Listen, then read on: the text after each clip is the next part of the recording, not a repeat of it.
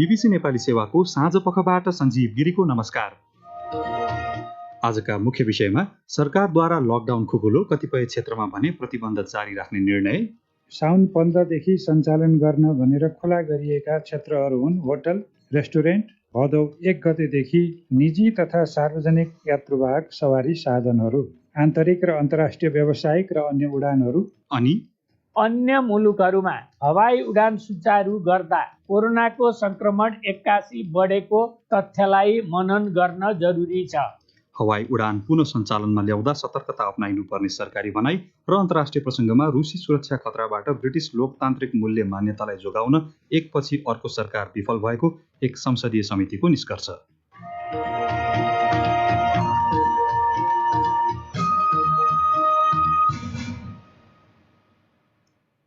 तर सुरुमा आजका प्रमुख विश्व समाचार। गनी अन्सारीबाट समाचार सुन्नुहोस्। ब्रिटेनको एक संसदीय समितिले ब्रिटिस लोकतन्त्रका मान्यतालाई गम्भीर रुसी सुरक्षा खतराहरूबाट जोगाउन एकपछि अर्को सरकार विफल भएको निष्कर्ष निकालेको छ। मस्कोले गलत सूचना तथा अस्तव्यस्तता फैलाउन चाहेको संसदको गुप्तचर तथा सुरक्षा समितिले जनाएको हो। स्कटिस तथा ब्रेक्जिट जनमत सङ्ग्रहमाथि रुसको तर्फबाट हुने खतराको आकलन तथा प्रतिकार ब्रिटिस सरकारले नगरेको पनि समितिले आफ्नो प्रतिवेदनमा उल्ल्याएको छ। समितिका एक सदस्य स्टीवार्ट होजीले भने, रुसी हस्तक्षेप सम्बन्धी प्रमाणहरू खोज्ने कुरालाई युके सरकारले सक्रियतापूर्वक व्यवस्था गरेको छ। कुनै प्रमाण नदेखेको भनेर हामीलाई भन्यो, तर उनीहरूले यदि प्रमाण हेरेका छैनन् भने त्यो कुरा अर्थहीन छ। ब्रिटिस संसदको गुप्तचर तथा सुरक्षा समितिका सदस्य स्टीवार्ट होजी ब्रिटिस सरकारले लोकतन्त्र तथा लोकतान्त्रिक मूल्य मान्यताको रक्षा गर्न प्रतिबद्ध रहेको जनाएको छ। रुसले संसारमा कुनै पनि चुनावमा हस्तक्षेप नगरेको रुसी राष्ट्रपतिको कार्यालयका एक प्रवक्ताले बताएका छन्। युरोपेली सङ्घका नेताहरू कोरोना भाइरस महामारीले पारेको असरसँग जुझ्न एउटा ठूलो पुनरुत्थान कार्यक्रम तथा 1 खर्ब युरो बराबरको दीर्घकालीन बजेटमा सहमत भएका छन्। अधिकांश नेताले सम्झौतालाई ऐतिहासिक भनेका छन्। 750 अर्ब युरो बराबरको पुनरुत्थान कार्यक्रमका लागि युरोपेली आयोगले सामूहिक रूपमा पहिलो पटक रकम सङ्कलन गर्नेछ। त्यसमध्ये आधा रकम तिर्न नपर्ने गरी अनुदानको रूपमा उपलब्ध गराइनेछ। बीबीसी संवाददाता ग्याभिन ली भन्छन्, नेताहरूले यसलाई ऐतिहासिक भनिरहेका छन् किनकि उनीहरूले 7.5 अर्ब युरो बराबरको पुनरुत्थान कार्यक्रमका लागि सहमति जनाएका छन्, जुन रकम कोरोना भाइरस महामारीबाट थलिएका सदस्य राष्ट्रहरूको अर्थतन्त्र उकास्न खर्चिनेछ। बीबीसी संवाददाता ग्याभिन ली, सदस्य मुलुकमध्ये एउटा मुलुकले त्यसको विरोध गरेको थियो। जर्मन चान्सलर एङ्गेला मर्केलले चाहिँ इयूले सामना गरेको सबैभन्दा ठूलो सङ्कटप्रति चालिएको कदम भनेकी छन्। पदच्युत गरिएका सुडानका पूर्व राष्ट्रपति ओमार अल बसिरमाथि सैन्य कू सम्बन्धी आरोप बारेको मुद्दामाथि सुनवाई सुरु भएको छ। 30 वर्ष अघि गरिएको कूले उनलाई सत्तामा पुर्याएको थियो। आधुनिक अरब जगतमा सफल सैन्य कू गर्ने कसैमाथि मुद्दा चलाइएको यो पहिलो पटक हो। भ्रष्टाचार सम्बन्धी आरोपमा उनी दोषी ठहर भइसकेका छन्। अन्य 27 जना आरोपितसँगै बसिर सुनवाईका बेला अदालतमा बसिरहेका थिए। अदालत बाहिर परिवारका सदस्यहरूले नाराबाजी गरेका थिए। मुद्दाको अर्को सुनवाई 3 हप्तापछि हुनेछ। तपाईँ बीबीसी नेपाली सेवाको साँझपख सुनिरहनु भएको छ। अमेरिकी विदेश मन्त्री माइक पोम्पेओले ब्रिटिस प्रधानमन्त्री बोरिस जोन्सनसँग लन्डनमा खुलस्त र रचनात्मक वार्ता गरेको बताएका छन्।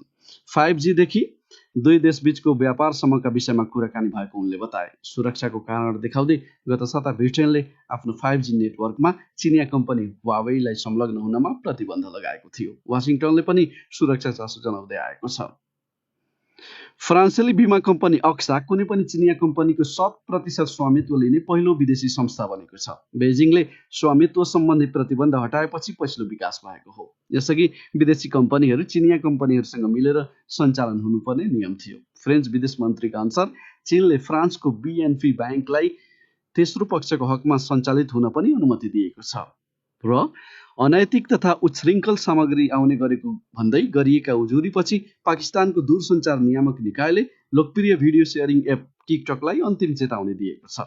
टिकटकको स्वामित्व रहेको चीनस्थित बाइट डान्स कम्पनीलाई उसले कानुनी र नैतिक दायराभित्र रही सामग्रीहरू पोस्ट गर्न दिन आग्रह समेत गरेको छ। अश्लील सामग्री राखिएका आरोपबीच उक्त निकायले लाइभ स्ट्रिमिङ एप बिगो लाइभलाई रोकेको छ। त्यसबारे दुई कम्पनीले तत्काल कुनै प्रतिक्रिया जनाएका छैनन्। यो बीबीसी नेपाली सेवा हो।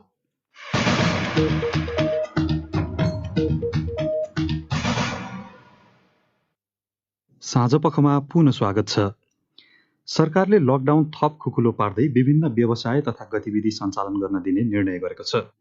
मन्त्री परिषदको निर्णय सार्वजनिक गर्दै मंगलबार साँझ सरकारका प्रवक्ता युवराज खतिवड़ाले सुरुवाती चरणमा पर्यटन क्षेत्रका विभिन्न व्यवसाय र त्यसको 2 हप्तापछि सार्वजनिक यातायात सहित अन्य विभिन्न सेवा सञ्चालन गर्न दिने बताएका छन्। त्यस्ता गतिविधि सञ्चालन गर्दा सरकारले तोकेको सुरक्षा सम्बन्धी मापदण्ड पूर्ण रूपमा पालना गर्नुपर्ने सरकारी भनाइ छ। एक रिपोर्ट। सोमबार बसेको मन्त्री परिषद बैठकले पर्यटन, सार्वजनिक तथा निजी यातायात, आन्तरिक र अन्तर्राष्ट्रिय व्यावसायिक उडान सञ्चालन लगायतका गतिविधिबारे फरक फरक निर्णय गरेको छ। सरकारले तोकेको मापदण्डमा आधारित रहेर सञ्चालन गर्न सकिने विभिन्न सेवाबारे जानकारी गराउँदै सञ्चार तथा सूचना प्रविधि मन्त्री युवराज खतिवड़ा भन्छन्, साउन 15 देखि सञ्चालन गर्न भनेर खुला गरिएका क्षेत्रहरू हुन् होटल, रेस्टुरेन्ट, जसमा सामूहिक भोज, पार्टी, सेमिनार र अन्य सामूहिक भेला चाहिँ गर्न पाइने छैन। भदौ 1 गतेदेखि भौतिक पूर्वाधार तथा यातायात मन्त्रालयले तोकेको मापदण्ड बमोजिम हुने गरी छोटो, मध्यम र लामो दूरीमा जिल्लाभित्र तथा अन्तर जिल्ला सञ्चालन हुने निजी तथा सार्वजनिक यात्रुवाहक सवारी साधनहरू, संस्कृति, पर्यटन तथा नागरिक उड्डयन मन्त्रालयले तोकेको मापदण्ड बमोजिम हुने गरी सो मन्त्रालयले तोकेको आन्तरिक र अन्तर्राष्ट्रिय व्यावसायिक र अन्य उडानहरू सञ्चालन गर्न सकिने भयो।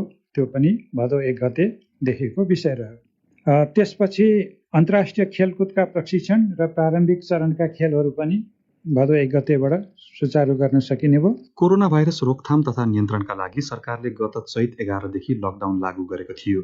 पछिल्लो मन्त्री परिषद निर्णयसँगै जारी लकडाउन अन्त्य भएको खतिवड़ाको दाबी छ। तर शैक्षिक संस्था, सबै प्रकारका सभा, गोष्ठी, तालिम, सेमिनार, सिनेमा हल र पार्टी प्यालेस, सैलुन, जिमखाना र खेल मैदानमा हुने प्रस्तुति तथा सबै प्रकारका धार्मिक तथा सामाजिक स्थल भने तत्काल नखोलिने सरकारले निर्णय गरेको छ। खुला रहने सेवा र कार्यहरू सञ्चालन कसरी गर्ने भन्ने विषयमा जानकारी दिँदै खतिवड़ा भन्छन्, सबै प्रकारका सेवा र कार्यहरू सञ्चालन गर्दा 2 मिटरको सामाजिक दूरी कायम गर्ने, मास्क प्रयोग गर्ने, पटक पटक साबुन पानीले हात धुने वा सेनिटाइजरको प्रयोग गर्ने लगायतका जनस्वास्थ्यका मापदण्ड र सुरक्षाका मापदण्ड अनिवार्य रूपमा पालना गर्ने गरी तोकिएका खोलिएका कार्य र सेवाहरू सञ्चालन गर्ने। सरकारको पछिल्लो निर्णयबाट विद्यालय सञ्चालक र खेलकुद क्षेत्र लगायतबाट असन्तुष्टि व्यक्त भएको छ। ठाउँ अनुसार संक्रमणको स्थिति मूल्याङ्कन गर्दै सामाजिक दूरी लगायतका मापदण्ड पालना गरेर ती क्षेत्र समेत सञ्चालनमा ल्याइनुपर्ने उनीहरूको माग छ। आइतबारदेखि सुरु भएको मनसुनी वर्षाले निम्त्याएको बाढी र पहिरोजन्य विपदबाट पछिल्लो 3 दिनमा 1 दर्जनभन्दा बढीले ज्यान गुमाएको अधिकारीहरूले बताएका छन्। पहिरोका कारण काठमाडौँ जोड्ने एउटा प्रमुख सडक पृथ्वी राजमार्ग सहित ठूला साना 2 दर्जनभन्दा बढी सडक अवरुद्ध भएको सरकारी भनाइ छ। पछिल्लो पटक जल तथा मौसम विज्ञान विभागले सोमबार र मंगलबार वर्षा उच्च बिन्दुमा पुग्ने अनुमान गरेको थियो। यसैबीच केही बेर अघि हामीले बाढी र पहिरो लगायतका घटनाका पछिल्लो विवरणबारे राष्ट्रिय विपद जोखिम न्यूनीकरण तथा व्यवस्थापन प्राधिकरणका कार्यकारी प्रमुख अनिल पोखरेलसँग जिज्ञासा राखेका थियौं। जेठ 30 गतेबाट नेपालमा मनसुन प्रवेश भएको दिनदेखि आजसम्मको घटनाहरू हेर्ने भने पहिरोबाट एकदमै धेरै व्यक्तिहरूको ज्यान गुमाउन पुग्यो। 114 जना व्यक्तिहरूको ज्यान गुमाएको छौँ। त्यो सँगसँगै 46 जना बेपत्ता र झन्डै 100 जना जति घाइते हुनुभएको छ। बाढीबाट 3 जनाको मृत्यु, 5 जना बेपत्ता र 1 जना घाइते। त्यसै गरी चट्याङबाट 17 जनाको मृत्यु र 42 जना घाइते हुनुभएको छ। आजको चाहिँ पाएको आँकडा अनुसार चाहिँ 6 जनाको मृत्यु हामीले अहिलेसम्मको रिपोर्ट आयो। हामीहरू अरू बेपत्ता लगायत अरू घाइतेहरूको विवरणहरू अझै तयार पारिरहेका छौँ। अहिले विभिन्न क्षेत्रमा वर्षाको स्थिति के छ र नदीहरूको अवस्था के छ? जल तथा मौसम विज्ञान विभागको पूर्वानुमान अनुसार यो बिहिबारसम्म नै यो लगातार पानी परिरहने पूर्वानुमान उहाँले प्रस्तुत गर्नुभएको थियो। हामीले यो बिहिबारसम्म नै पानी पर्छ, बिहिबारसम्म नै बाढी तथा पहिरोको उच्च जोखिमहरू रहिरहन्छ भन्ने हामीले त्यो चिज हामी सम्प्रेषण गरेका थियौँ। बिहिबारसम्म हामी चनाखो रहनु पर्ने हुन्छ यो बाढी र पहिरोको दुवै हिसाबबाट। नदीहरूको अवस्था चाहिँ के छ? माथि उत्तरदेखि तल तराईका भूभागसम्ममा पनि हामीहरूको निकै पानी परेको छ। मुख्य गरी हाम्रा प्रदेश 1 र प्रदेश 2 का तराईका जिल्लाहरूमा, त्यो सँगसँगै हाम्रो गण्डकीको बेसिनसम्ममा पर्याप्त पानी परेको छ। त्यो सँगसँगै माथि उर्लेर आएका नदीहरू सबै बगेर तल नै आउने हुँदाखेरि हामीहरूको तराईको डुबानको सिचुएसन चाहिँ अझै आगामी दिनहरूमा अझै उच्च हुन सक्छ। सडक मार्गहरूको अवस्था चाहिँ के छ? सडक मार्ग हामीहरूको गएको हप्तामा नै हामीहरूको कोदारी राजमार्ग थुप्रै ठाउँमा पहिरो लगायत यसको पुलहरू क्षतिग्रस्त थियो। पृथ्वी राजमार्गको आवागमनहरू अवरुद्ध छ। मुगलिङबाट नारायणघाट जाने बाटोमा पनि थुप्रै ठाउँमा पहिरोहरू गएको छन्। पृथ्वी राजमार्गलाई कसरी सुचारू गर्ने हिसाबबाट हामीले अगाडि बढिरहेका छौँ। हामीले पूर्व तयारी हालतमा विभिन्न एक्रो ब्रिज, बेली ब्रिजहरू तयार प्रिपोजिसन अवस्थामा छन्, तर हामीहरूको पुल आफै बगाएको होइन। यो पृथ्वी राजमार्गमा चाहिँ पुलको एबुटमेन्टसँग एप्रोच रोड भनिन्छ, त्यो रोड पुललाई छेडेर पुलको छेउबाट खहरेले यसलाई काटेर लगेको हुनाले हामीले त्यहाँ अहिले एक्रो ब्रिज पनि हाल्नु पर्दैन कि भन्ने हिसाबबाट हामीले स्थलगत टोलीहरू नेपाली सेना र सडक विभागको सिनियर डिभिजनल इन्जिनियरको नेतृत्वमा त्यो टोली अहिले आज दिनभरि त्यो फिल्डको एसेसमेन्टमा हुनुहुन्थ्यो। यदि हामीहरूले त्यो ग्याबियनमा ढुङ्गा तारजालीहरू राखेर बेली ब्रिज अथवा एक्रो ब्रिज भन्दा पनि निकै छिटै टाइममा हामीहरू त्यो सडक सुचारू बनाउन सक्छौँ कि भन्ने हिसाबबाट उहाँहरूको यो स्थलगत टेक्निकल एसेसमेन्टमा अहिले उहाँहरू जारी रहनुहुन्छ। पहिरो उता मुगलिङबाट भरतपुर जाने बाटोमा पनि पहिरो थुप्रै ठाउँमा आएको थियो। आज बेलुकासम्म क्लियर गर्न सकिन्छ कि भन्ने हिसाबबाट थुप्रै डोजरहरू नेपाली सेना लगायत अरू सडक विभागको डोजरहरूले त्यसलाई क्लियर गर्ने काम जारी थियो। सम्भवतः भोलि दिउँसोसम्ममा यो बाटो खोल्नुपर्ने हो। विभिन्न ठाउँमा डुबान छ, पहिरोका कारणले पनि धेरै मानिसहरू घरबार विहीन भएका छन्। उद्धार र राहतको काम चाहिँ के भइरहेको छ? हामीहरूको हरेक जिल्ला र हरेक उच्च जोखिमका स्थलहरूमा नेपाली सेना, सशस्त्र प्रहरी लगायत जनपद प्रहरीहरू, त्यो सँगसँगै नेपाल रेड क्रस लगायत अन्य स्वयंसेवी भोलिन्टियर्सहरू तैनात अवस्थामा हुनुहुन्छ। उहाँहरू फिल्डमै त्यो घटना हुन सक्ने सम्भावित स्थानहरूमा पहिले नै पुगिसक्नु भएको थियो। उद्धार तथा राहतका कार्यक्रमहरू अहिले जारी छन्। अहिले रातिसम्म पनि हामीलाई रिपोर्ट पाए अनुसार मुख्य गरी पहिरोमा घरहरू क्षति भएका अथवा पहिरोमा पुरिएका ठाउँहरूमा अहिले पनि त्यसको खोजी, उद्धार तथा राहत कार्यमा उहाँहरू अहिले पनि लागिरहनु भएको छ। उनी थिए राष्ट्रिय विपद जोखिम न्यूनीकरण तथा व्यवस्थापन प्राधिकरणका कार्यकारी प्रमुख अनिल पोखरेल। साथी नेत्र केसीसँग कुरा गर्दै अर्को विषय, विगत 24 घण्टामा नेपालका विभिन्न जिल्लामा थप 150 व्यक्तिमा कोरोना भाइरस संक्रमण पुष्टि भएको छ। यो वृद्धिसँगै देशभरि पुष्टि भएका संक्रमितको कुल संख्या 17,994 पुगेको छ। तीमध्ये 12,477 जना संक्रमितहरू भाइरस मुक्त भएर घर फर्किएको र 40 जनाको मृत्यु भएको स्वास्थ्य तथा जनसङ्ख्या मन्त्रालयको तथ्याङ्कले देखाउँछ। विगत 24 घण्टामा 609 जना निको भएर घर फर्किएको जानकारी मन्त्रालयका प्रवक्ता डाक्टर जागेश्वर गौतमले दिएका छन्। उनका अनुसार अहिले संक्रमण भएका कुल 5,477 मानिस देशभरि आइसोलेसनमा छन्। थपिएका संक्रमितहरूबारे जानकारी गराउँदै गौतम, आज संक्रमित हुनेहरूको जम्मा संख्या 150 छ र हालसम्म सक्रिय संक्रमितको संख्या 5,477 छ। यसैबीच विभिन्न देशहरूमा रहेका नेपालीहरू स्वदेश फर्कने क्रम बढिरहेका बेला आफ्नै घरमा तोकिएका मापदण्ड पालना गर्ने गरी 14 दिनसम्म घरमै क्वारेन्टिनमा बस्न मिल्ने प्रावधान सहितको मापदण्ड मन्त्रालयले स्वीकृत गरेको छ। त्यस्तै सरकारले भदौ महिनाको 1 गतेबाट आन्तरिक तथा बाह्य हवाई उडान पुनः सञ्चालनमा ल्याउने निर्णय गरेको भए पनि उक्त निर्णय कोरोना भाइरसको संक्रमण घटेका कारण नगरिएको बताउँदै गौतम भन्छन्, छिमेकी देश लगायत अन्य मुलुकहरूमा हवाई उडान सुचारू गर्दा कोरोनाको संक्रमण 81 बढेको तथ्यलाई मनन गर्न जरुरी छ। त्यसैले यात्राको दौरानमा यात्रु तथा उडान कर्मीहरूको सुरक्षाको उपायहरू तोकिएको मापदण्ड बमोजिम व्यवस्था गर्न गराउनु हुन उडान कम्पनीहरूलाई स्वास्थ्य तथा जनसङ्ख्या मन्त्रालय विशेष अनुरोध गर्दछ। नेपालमा गत 24 घण्टामा 3,963 जनाको PCR परीक्षण गरिएसँगै कुल परीक्षण संख्या 3,23,835 पुगेको छ। नेपालमा सबै 77 जिल्लामा कोरोना भाइरस संक्रमण भए पनि अहिले 7 जिल्लामा संक्रमितको संख्या शून्यमा झरेको छ। अब पालो श्रोता प्रतिक्रियाको। प्रस्तुत गर्दैछन् साथीहरू गनी अन्सारी र सृजना श्रेष्ठ। विद्यालयहरू तत्काल खोल्न सकिने अवस्था नभएपछि सरकारी अधिकारीहरू दूर शिक्षा, अनलाइन कक्षा, शैक्षिक सत्र लम्ब्याउने वा रद्द गर्ने र पाठ्यक्रम छोट्याउने जस्ता विकल्पमा छलफल गरिरहेको बताइएको छ।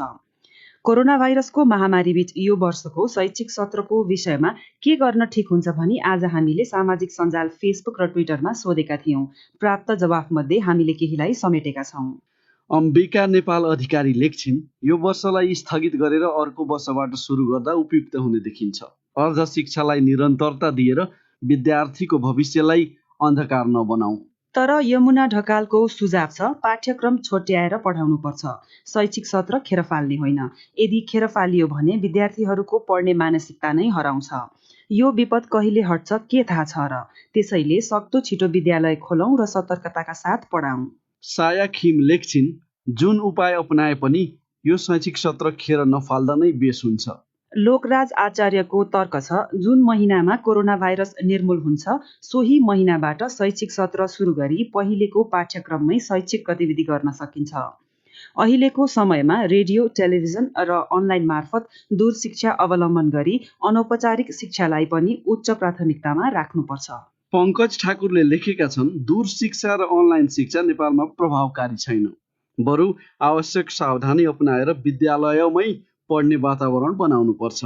कोरोना भाइरस महामारी तत्काल अन्त्य हुने आशा नरहेकोले यो सँगै बाँच्न सिक्नुपर्छ। सुरेन्द्र बहादुर सिंहले लेखेका छन्, यातायात लगायत खुलिसकेको अवस्थामा विद्यालयहरू पनि बिस्तारै परिस्थितिलाई मध्यनजर गरी सुरु गर्दै जाँदा ठिक होला। बरु जोखिमको अवस्था हेरी 2 शिफ्टमा कक्षा सञ्चालन गर्नुका साथै साना कक्षालाई अलि पछि र माथिल्ला तहका कक्षाहरू सामाजिक दूरी कायम गरी सञ्चालन गर्दा बेस होला। कृत्रिम साक्यको तर्क छ, जोखिमको मूल्याङ्कन गरी कम जोखिम भएका ठाउँमा विद्यालय खोल्दा केही फरक पर्छ जस्तो लाग्दैन। जोखिम भएका ठाउँमा भने उपयुक्त शिक्षा प्रणाली जस्तै अनलाइन कक्षा, शैक्षिक कार्यक्रमहरू रेडियो मार्फत प्रसारण गर्दा ठिक हुन्छ। अब पालो केही अन्तर्राष्ट्रिय विषयको। युरोपेली सङ्घ सम्बन्धी जनमत सङ्ग्रहका बेला रुसी हस्तक्षेपको विषयलाई सरकारले सक्रियतापूर्वक व्यवस्था गरेको ब्रिटेनको एक संसदीय समितिले औल्याएको छ। स्कटिस जनमत सङ्ग्रहमा हस्तक्षेपका प्रमाण हुँदाहुँदै सरकारले केही नगरेको संसदको गुप्तचर तथा सुरक्षा समितिले आफ्नो बहुप्रतीक्षित प्रतिवेदनमा भनेको छ। बीबीसी विवरणमा आधारित रिपोर्ट प्रस्तुत गर्दैछन् गनी अन्सारी। त्यस्ता खतरासँग जुझ्नका लागि तत्काल कदम चाल्न सरकार र गुप्तचर निकायहरूलाई भनिएको छ। रुसी विदेश मन्त्रीले समितिको प्रतिवेदनलाई उनकै शब्दमा रुसलाई लिएर उत्पन्न गराइएको त्रास भनेका छन्। सन् 2016मा गराइएको जनमत सङ्ग्रहमा रुसको सम्भावित हस्तक्षेपबारे गुप्तचर निकायहरू मार्फत पूर्ण लेखाजोखा गर्न समितिले गरेको आग्रहलाई युके सरकारले अस्वीकार गरेको छ। सफल हस्तक्षेपको कुनै प्रमाण फेला नपरेको उसले जवाफ दिएको छ। रुसी खतरालाई नराम्ररी व्यवस्था गरेको भन्ने आरोपको पनि नम्बर 10 ले खण्डन गरेको छ। गलत सूचना फैलाउने रुसी अभियान, उसका साइबर रणनीति लगायत विषय ब्रिटिस संसदको गुप्तचर तथा सुरक्षा समितिले आफ्नो प्रतिवेदनमा समेटेको छ। तर रुसले प्रमाणहरूलाई युके विरुद्ध प्रयोग गर्न सक्ने भन्दै अति संवेदनशील विवरणहरू प्रकाशित गरिने छैन। युकेमा रुसी प्रभाव सामान्य भइसकेको भन्दै समितिले चुनावका बेला गलत सूचना मार्फत युकेलाई स्पष्ट रूपमा निशाना बनाइएको उल्लेख गरेको छ। तर त्यससँग जुझ्न ब्रिटेनको कुनै पनि निकायले नेतृत्व नलिएको समितिले आरोप लगाएको छ। बीबीसीका सुरक्षा संवाददाता भन्छन्, समितिको प्रतिवेदन धेरैले अपेक्षा गरे अनुरूप नहुन सक्छ, तर त्यो गम्भीर छ। गनी अन्सारी। भाइरल नाच र हास्य मिश्रित अभिनयका कारण टिकटक युवा वर्गमा निकै लोकप्रिय बनेको छ। तर चीनसँग सम्बन्धित भएका कारण चिनिया राष्ट्रपति सी जिनपिङ र अमेरिकी राष्ट्रपति डोनाल्ड ट्रम्प बीच द्वन्द्व बढ्दा टिकटक दबावमा परेको नयाँ कम्पनी बनेको छ। बीबीसी विवरणमा आधारित रिपोर्ट सुनौ सृजना श्रेष्ठबाट। अमेरिका र अस्ट्रेलिया यो एपलाई प्रतिबन्ध लगाउन सकिने बताइरहेका छन् भने भारतले यसलाई प्रतिबन्ध लगाइसकेको छ। युट्युब जस्तै टिकटक निशुल्क प्रयोग गर्न सकिने सेवाको एप हो। प्रयोगकर्ताहरूले गीत र विशेष प्रभाव देखिने फिल्टरको ठूलो भण्डारबाट छानेको सुविधा प्रयोग गरेर 1 मिनेटसम्म लामो भिडियो राख्न सक्छन्। चलचित्रका संवाद र हास्य रसका भनाइहरूमा पनि प्रयोगकर्ताहरूले अभिनय गर्न सक्छन्। एक प्रयोगकर्ताले 1000 फलोवर बनाएपछि प्रत्यक्ष भिडियो पनि प्रसारण गर्न सक्छन्। प्रयोगकर्ताले डिजिटल उपहार पनि ग्रहण गर्न सक्छन् र त्यसलाई पैसासँग साट्न सक्छन्। एपमा साथीका भिडियोहरू र पहिले हेरिएको भिडियोको आधारमा चर्चित नयाँ भिडियो हेर्न सकिन्छ। प्रयोगकर्ताहरूबीच सन्देश आदान प्रदान गर्ने सुविधा पनि छ। सन् 2019 को सुरुदेखि टिकटक सबैभन्दा बढी डाउनलोड हुने एपहरूको सूचीमा नियमित परिरहेको छ।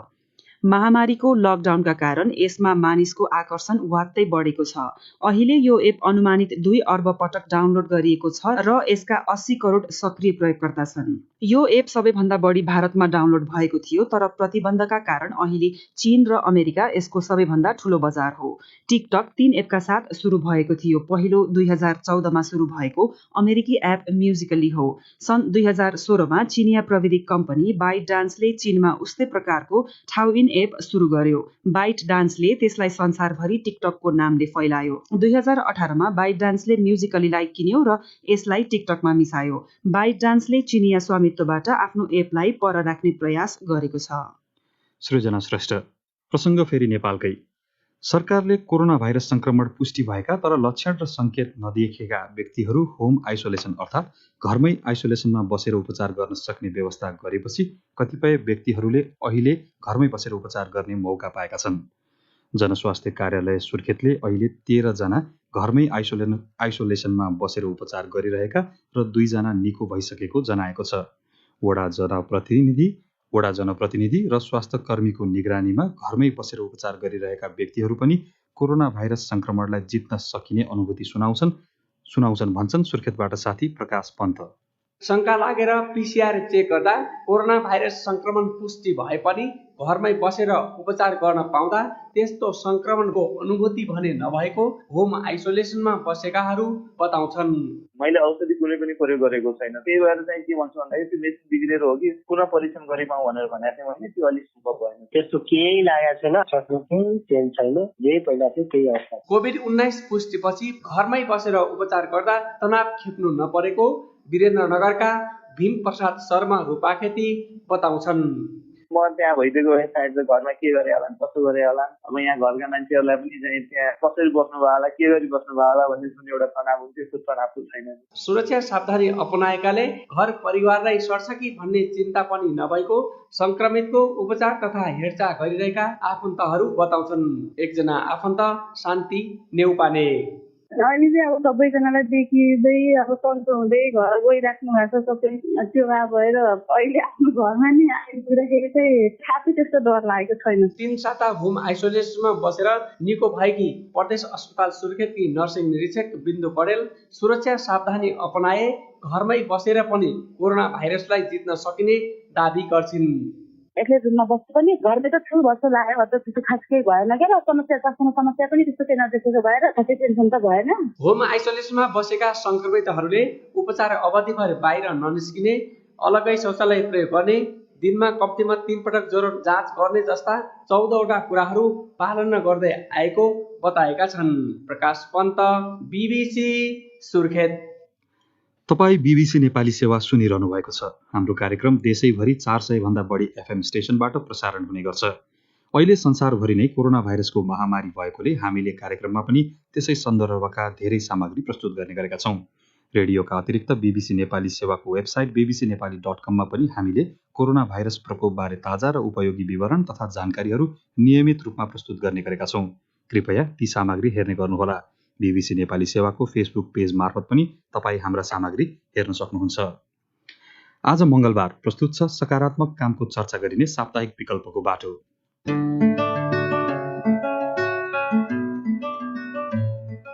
वर्षौंदेखि खोपिराखेको त्यो पुरातात्विक वस्तुलाई चाहिँ हामीले चाहिँ गृह पनि सोचेर चाहिँ अब लकडाउनलाई चाहिँ हामीले सदुपयोग गर्यौँ। जारमा त खेलेर सम्भव भएन, पानी ब्रस लाएर अब स्टिल ब्रसहरू धेरै लायो, स्थानीय साधनहरू युज गरेर धेरै सफा गर्यो। कोरोना भाइरसको महामारीले निम्त्याएको असहज परिस्थितिमा सोलुखुम्बुका 2 युवकहरूले आफ्ना पुर्खाहरूले ढुङ्गामा खोपेका लिपिहरूको संरक्षण गर्ने काम अघि बढाएका छन्। विगतमा धार्मिक मन्त्रहरू, पारिवारिक सुख र कृषिमा भएको उब्जनी जस्ता सन्दर्भहरू समेटेर ढुङ्गामा लेख्ने चलन भए पनि आजकाल त्यो हराइसकेको छ।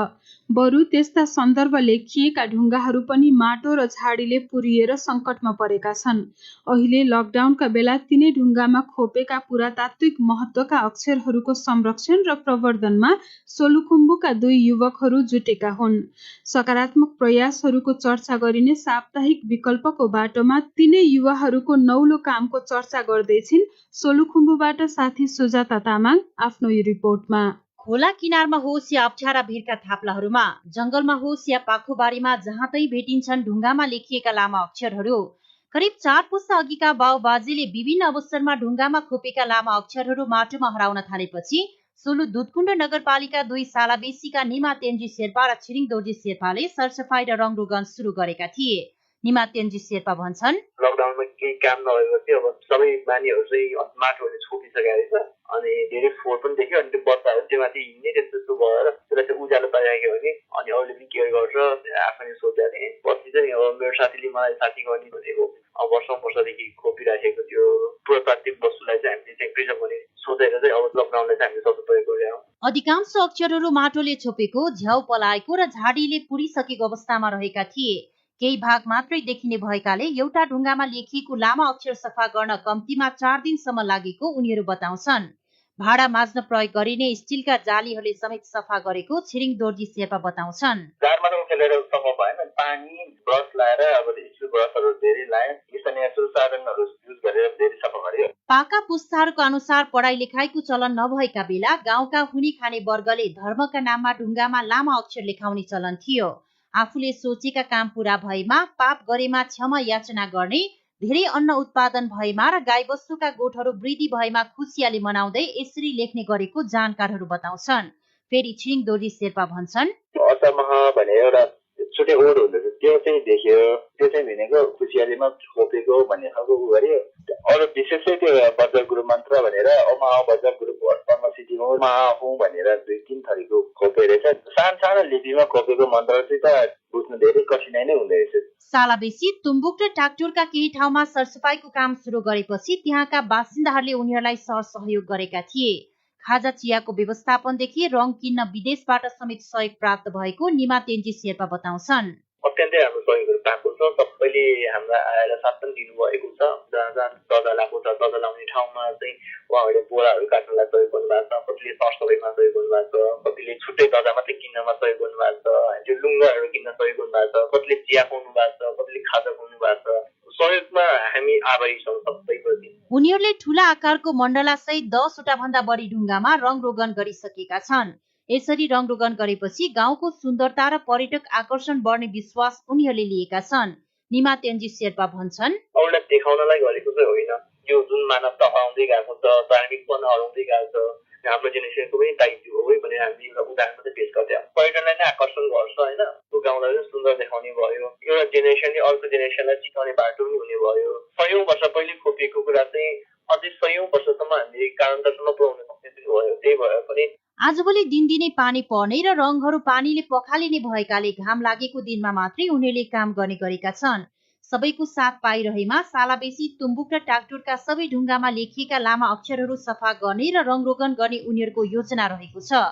ऐतिहासिक, पुरातात्विक, धार्मिक, सामाजिक र पर्यटकीय महत्त्वका रूपमा रहेका यस्ता लिपिहरूको संरक्षणमा सबै जुट्नुपर्ने उनीहरू बताउँछन्।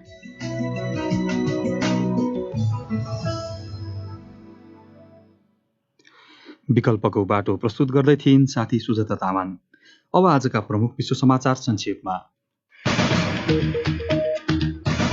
ब्रिटेनको एक संसदीय समितिले ब्रिटिस लोकतन्त्रका मूल्य मान्यतालाई गम्भीर रुसी सुरक्षा खतराहरूबाट जोगाउन एकपछि अर्को सरकार विफल भएको निष्कर्ष निकालेको छ।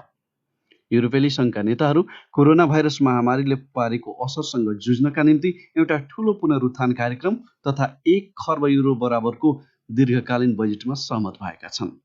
पदच्युत गरिएका सुडानका पूर्व राष्ट्रपति ओमार अल बसिर विरुद्ध सैन्य कुसम्बन्धी आरोप बारेको मुद्दामाथि सुनवाई सुरु भएको छ।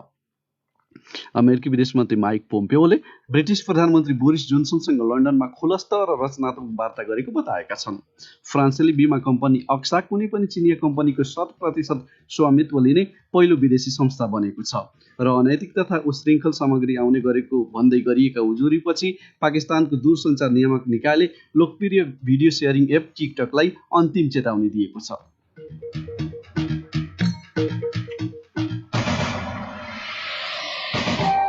हवस् त, बीबीसी नेपाली सेवाको साँझ पख यही समाप्त हुन्छ। हामीलाई भने भोलि